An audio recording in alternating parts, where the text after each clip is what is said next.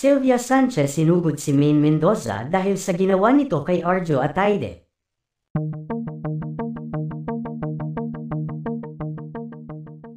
Ilang araw matapos nasapilitang damputin ng aktor at kongresistang si Arjo Ataide, matapos na mapatunayan ang ginawa nitong kasalanan sa pagtanggap ng pera mula sa flood control project ng gobyerno na hindi baba sa 60 milyon pesos.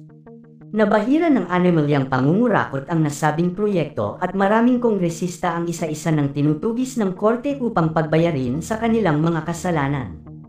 Samantala napabalita naman ng umano ay tuluyang paghihiwalay ni Maine Mendoza at Arjo Ataide matapos na mapatunayang nagkasala si Arjo sa batas. Hindi umano kaya ng konsensya ni Maine ang ginawang ito ng kanyang asawang si Arjo Ataide. Ayon pa sa balita, tila isa si Maine sa mga taong tetestigo laban kay Arjo Ataide dahil hindi na umano kinakaya pa ng konsensya nito ang lahat ng mga nalaman ni Maine tungkol sa kanyang asawa. Handa umanong isakripisyo ni Maine ang lahat alang-alang sa reputasyong kanyang iniingatan sa industriya ng showbiz dahil na din sa ginawang ito ni Arjo Ataide.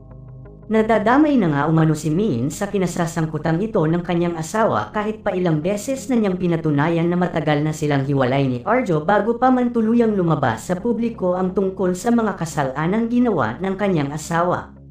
Samantala sa kapapasok lang na balita ay galit na galit umano ang ina ni Arjo Ataide na si Sylvia Sanchez matapos na lumantad ni Maine at ilaglag ang kanyang asawang si Arjo na ngayon nga ay nasa kustodiya na ng kapulisan ng aktor.